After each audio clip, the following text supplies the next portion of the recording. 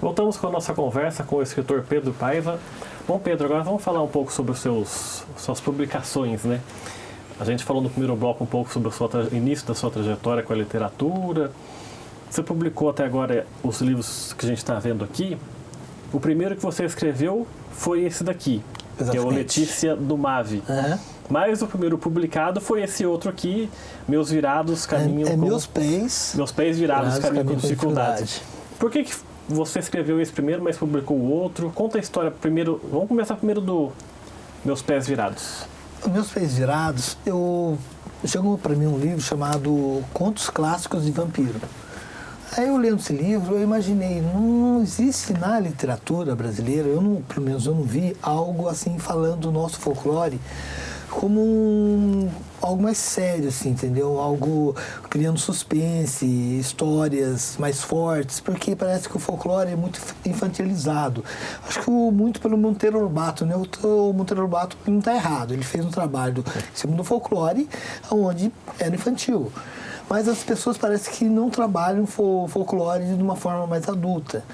Então eu peguei várias histórias, vários personagens, fiz uma pesquisa e comecei a estudar o Curupira, o Saci, a Cobra Grande de Jacareí, o Solar Gomes Leitão, dizem que tem um fantasma lá, o Corpo Seco.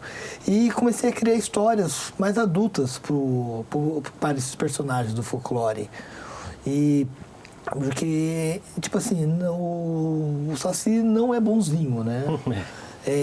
O Curupira eu imagino como um deus do Tupi, né? Uma divindade da floresta, porque também não é bonzinho. Ele vai atuar como juiz ali na floresta, ver quem pode ou não pode caçar ou fazer colheita das plantas, dos frutos. E o livro é nesse... como poderia dizer? É bem por aí. É buscar algo que não foi feito, que eu não tenha visto ainda. É uma história só ou são vários contos? Como é que está dividido? São vários contos, tem algumas poesias também. Eu trabalho o mito da Cobra Grande de Jacareí a partir da Nossa Senhora Aparecida, né? Coloco o nome do poema é Maria Negrinha. Uhum. Aí tem toda a história da Maria Negrinha, dizendo que como que os negros fizeram, porque eles não podiam participar da missa dos brancos, né? Então eles fizeram sua própria santa e colocaram no rio, né? Então, a gente tenta contar com mais beleza possível essa história. E quanto tempo demorou para você escrever? Demorou bastante, demorou uns 2 anos, porque eu fui fazendo história por história. Tem uma história do lobisomem que se passa no Vila Garcia, que é algo meio mais humor. Uhum. O colega meu falou assim, não, você tem que colocar o prego na bananeira para espantar o lobisomem. Eu olhei assim para ele, mas... que história que é essa? Minha avó que contava isso. Aí eu peguei isso daí e coloquei numa história com mais humor sobre o lobisomem. Quer dizer, você, de uma certa forma, pegou um pouco daquela tradição oral de antigamente, que uma família contava para outra, contava para os filhos, para os netos, histórias de terror que reunia os netos para contar. Sim, fui na história oral, pesquisei, eu vi que a Ludmilla escreveu sobre a Cobra Grande também, e eu fiz uma pesquisa na Biblioteca Nacional. Achei muito pouco, acho que devia ter mais, porque tem imagens na Biblioteca Nacional. Eu não encontrei nenhuma imagem de um curupira na Biblioteca Nacional. Encontrei do Hércules, então é meio estranho, né? E estou na pesquisa e sempre, antes de começar uma história, eu coloco uma mensagem do Monteiro Lobato sobre o Saci, de outros autores sobre o personagem. E você fez esses contos, essas poesias totalmente passadas em Jacareí? Não, umas passadas em Jacareí, como a da Cobra Grande, do lobisomem, outras passadas no resto do Brasil. E você foi pegando histórias, inspirações tanto da cidade como de outros lugares, outras leituras também que você fez. Exatamente. Câmara Cascudo, tive que dar uma olhada no Câmara Cascudo, dar uma lida sobre o Saci, sobre o Curupira. A própria Ludmilla, que eu já falei, que comenta sobre muita a parte, a história as pessoas contam sobre o folclore de Jacareí. E como é que você fez para publicar esse primeiro livro? Porque eu imagino que para o escritor amador, para publicar deve ser muito complicado, né? Não, publicar não é complicado. O complicado é vender. Porque esse livro aqui, se você pegar, é do Clube dos Autores. Então você coloca como se fosse uma venda onde cada livro faz o pedido no site, pela Amazon, pelas outras lojas virtuais, e eles fabricam um livro e envia para a pessoa. Então, publicar hoje em dia não é difícil, o difícil é vender o livro. E você pediu quantos exemplares nesse?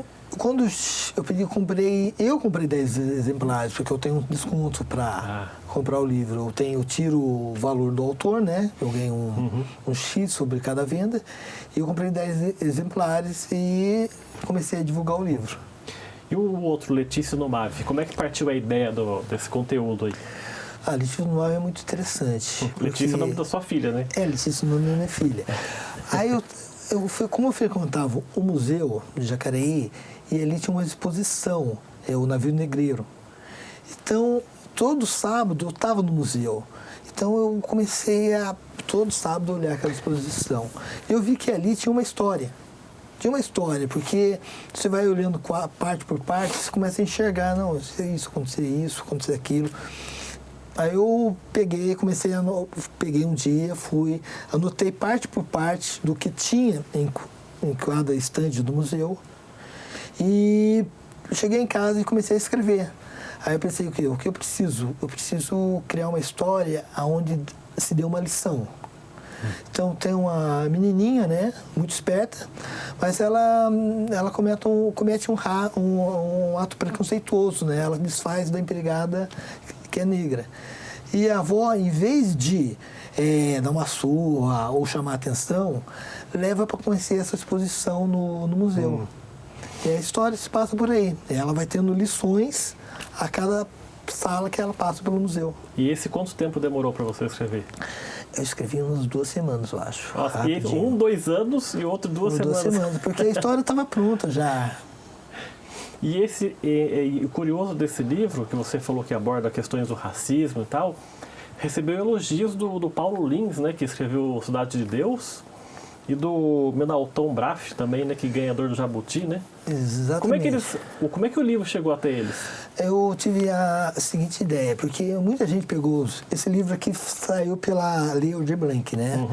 E como eu tinha 200 cópias do livro, eu pensei, eu posso vender esses livros ou eu posso divulgar o meu nome nesses livros. Então eu peguei pessoas, tipo assim, mandei para Rita Elisa Seda, mandei para vários autores, youtubers de literatura, e fui mandando.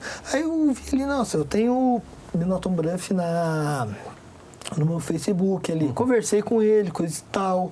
E ele falou assim, eu posso mandar um livro para você? Ele falou, pode. Aí eu mandei o livro para ele e ele fez um comentário, né?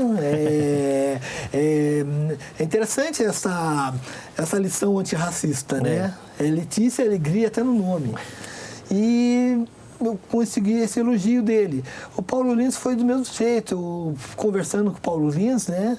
Eu sempre mandava uns textos para ele, umas poesias, umas crônicas. E perguntei se podia mandar um livro, né? Ele falou que podia. Aí ele colocou no Instagram dele, né? Belo trabalho. Se ele não diria belo trabalho se não tivesse lido o livro. Destacou o seu livro sozinho e escreveu um elogio. Exatamente. Então, acho que tô conquistando, sabe? Devagarzinho, tá indo na estrada certa.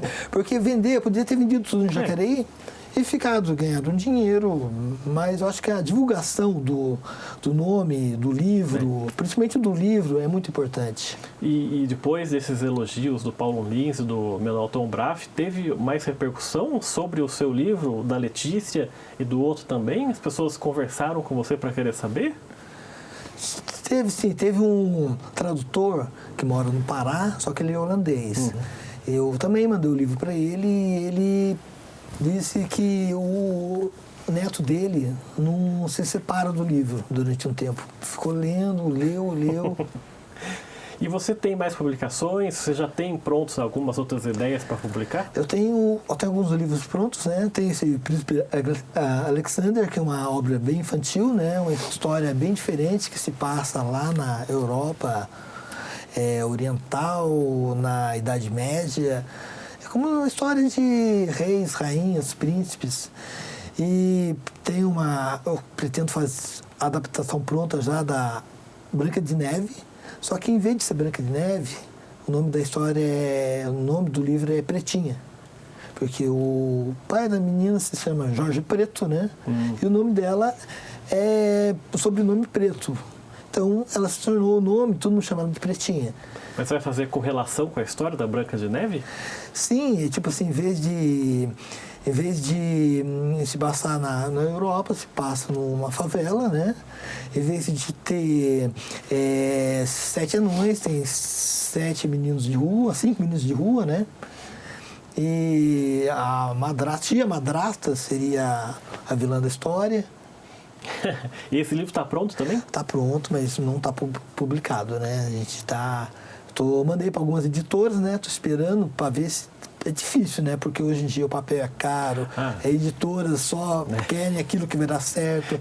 Então, vamos ver. Dependendo, eu tenho vontade de se autopublicar, eu tenho vontade de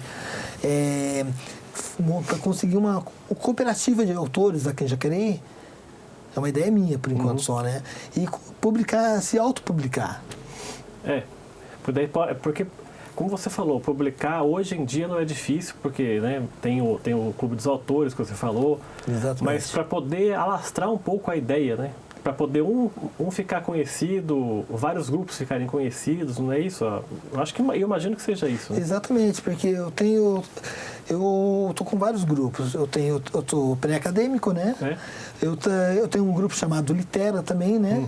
Que é um grupo de leitura, que virou uma revista depois. A gente vai falar daqui a pouco da revista. E a gente vai trabalhando na cidade, né? Porque a gente tem que ser conhecido na cidade também. A gente tem que mostrar nosso trabalho para a cidade. Tem que começar a partir daqui, né? Exatamente.